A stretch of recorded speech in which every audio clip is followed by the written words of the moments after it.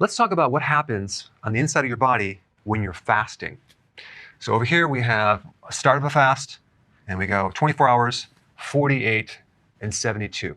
So there's a lot of really magical things that happen when you fast. Our bodies have developed over a long period of time and have adapted to starvation many, many times. So we have all these unique proteins that get expressed or turned on that have to do with your brain doing better, the different parts of your body surviving better. Our bodies have not adapted to the frequency of eating like we do now, like every 3 hours. So right around 12 hours, we get this spike in growth hormone. Growth hormone is the anti-aging hormone. It's the main fat-burning hormone. It's the hormone involved with healing joints, and it's involved with protein synthesis or making different new proteins. Some people take growth hormone, get injected. I don't recommend it, but they take it to help heal certain parts of your body. But guess what? Fasting will trigger it automatically. So just by the fact that you're fasting, you can increase growth hormone. And of course, exercise will also increase growth hormone as well.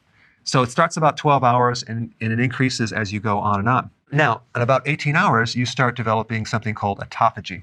Autophagy is an interesting thing that happens with your body where you start recycling old, damaged proteins and microbes as well. One type of protein would be the advanced glycated end products, which basically when you combine glucose with a protein, it becomes very sticky. So let's say you're on a high carbohydrate diet and that sugar combines with your own protein in your body, and that starts to glycate or just kind of destroy some of the proteins in your body, and then they don't function anymore, and they get sticky and they clog things up. Well, guess what? Your body will start cleaning all that up and turning these damaged proteins into new amino acids where your body can use them. Amyloid plaquing, which occurs in the brain and other parts of the body, is a type of protein that can be cleaned up with autophagy. So it's any type of cellular proteins that are not working anymore in your body. Autophagy will start cleaning that up and start to renew the tissue. And it starts right about 18 hours, and it gets more and more and more as you start fasting. And in about 24 hours and a little bit longer, you start to really deplete this glycogen reserve, this storage supply of glucose in your liver. So the more that the liver is depleted with glycogen, the more you're going to be running on ketones as the alternative fuel. And if you have a fatty liver, for example, your body will start using that fat and turning that into ketones. So your body is finally able to start tapping into this stored energy, and you're running more and more on ketones, which is a superior fuel. And because you're running on ketones, ketones are an appetite suppressant. So your hunger goes away, cravings are gone. They're antioxidants, so you're building up your antioxidant reserve. They provide more oxygen, so your body is running on more oxygen, less CO2. It's more efficient. And because ketones are a much more efficient fuel than glucose, the thyroid does not have to work as hard. And you may find that your T3 is a little bit lower, but the thyroid stimulating hormone is normal. And all that means is your thyroid is adapting to this new type of fuel. Now, some other cool things that are happening right around 24 hours is that your inflammation is dropping significantly. If you wanted to even speed it up more, you can add some vitamin D to that, and that will really help you. So any type of conditions that involve inflammatory states like arthritis, bursitis, autoimmune type conditions start to improve about 24 hours. You start getting more gut healing because the gut now doesn't have to work so frequently. With the gallbladder being stimulated and the pancreas stimulating its enzymes, the gut finally has a chance to just chill out. So if you have this condition called SIBO, which there are microbes in the small intestine, and they should normally be in the large intestine, that starts to become corrected. You start increasing stem cell in the gut, so your gut starts to heal. The heart loves ketones way better than glucose, so you start getting improvement in the cardiovascular function and as well as in brain function. There's something called BDNF. This is a factor that helps make new brain cells, so your brain starts to repair at 24 hours. As you keep going on, you would think you're going to be losing muscle protein, but that's not really what happens because your body becomes more efficient. And there are certain genes that are sparing proteins, so it's not using muscle protein. So the efficiency of fuel is much better. Plus with autophagy, you're using the old damaged proteins and giving you new proteins. So the combination is really good. So the amount of nutrition that you really need to run the body is a lot less because the body just dials down and it can run on a less amount of nutrients. So that's a positive thing. Now, the other thing that happens during autophagy is that you're also cleaning out microbes and fungus and mold and yeast And to kill off those microbes, your body develops certain oxidants, and you also have antioxidants on the flip side. So your body actually makes things like hydrogen peroxide to kill off microbes, but it also, on the flip side, makes its own antioxidants to actually protect the body against the oxidation. So we have this entire balance. It's only when we have lower amounts of antioxidants and higher amount of oxidants that we get this thing called oxidative stress, which things start breaking down. But when you're doing fasting, you're getting a nice balance of more antioxidants and your body's starting to heal. Now, when you get to 48 hours, you really start to stimulate the stem cells.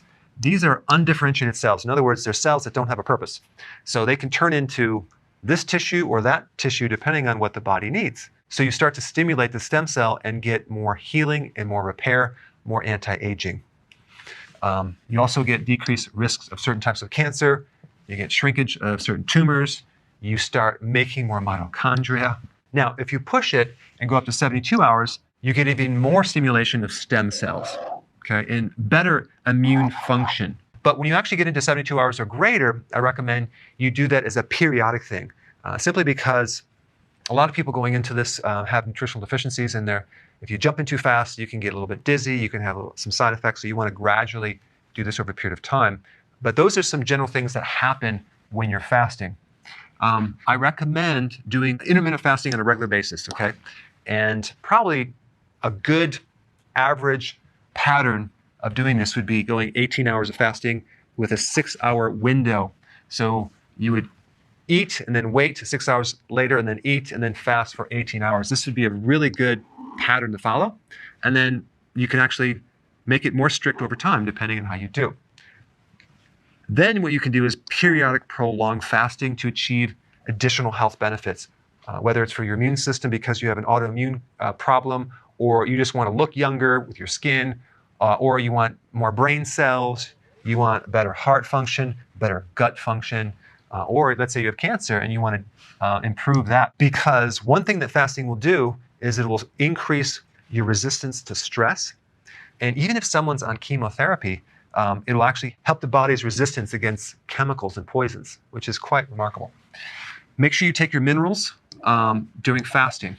So I know a lot of people recommend just doing either a water fast, you're just drinking water, or a dry fast where you're not drinking anything. I recommend doing a water fast with nutrients just because if you are deficient, you can have problems. So you want your minerals, you want your B vitamins, and you want your salt. Very important. Right around 8 o'clock in the morning, you have the spike in cortisol. And if cortisol spikes, sometimes that can cause your body to make more glucose, and you can have higher blood sugars. And it happens with a lot of people with blood sugar issues. Nothing to worry about. That will improve over time. But if you just add exercise in the morning, that will burn off some of that extra sugar. And if you're fasting, it's not coming from your diet. It's just coming from your liver making glucose, making a little too much because maybe the cortisol is too high. Okay, so just wanted to point that out. And I have videos on that. I'll put a link down below. It's called the Dawn Phenomenon. Now, if your LDL, so-called bad cholesterol, which is not really bad, low density lipoprotein is increased. The reason for this, especially if you're not consuming any type of significant carbohydrates and you're doing fasting, this is increased from a different reason. Think about one of the purposes of LDL. It's to deliver cholesterol to different tissues, right? Well, think about all the things that are happening when your body is fasting. You are going through a major healing process. And cholesterol is the raw material for your cell membranes, for your brain, to make hormones, to make vitamin D, to make bile. 40% of all the cholesterol in your body is there to supply the membrane of your cells, which is essential to protect the cell and allow for things to go in and out of the cell. So maybe one of the reasons why your body might need the cholesterol to be transported through this carrier protein is healing the cellular membranes. Or it could be that it needs to have the raw material to make more hormones. I would not worry about that if you are concerned. There are various tests that you could do to determine what's happening to this cholesterol. Is it doing damage or not? But I would not worry about it. But anyway, I wanted to create a video just to kind of show you what happens to the inside of your body when you're fasting. Thanks for watching. So if you want more knowledge on how to create a healthy body, subscribe now and get daily notifications.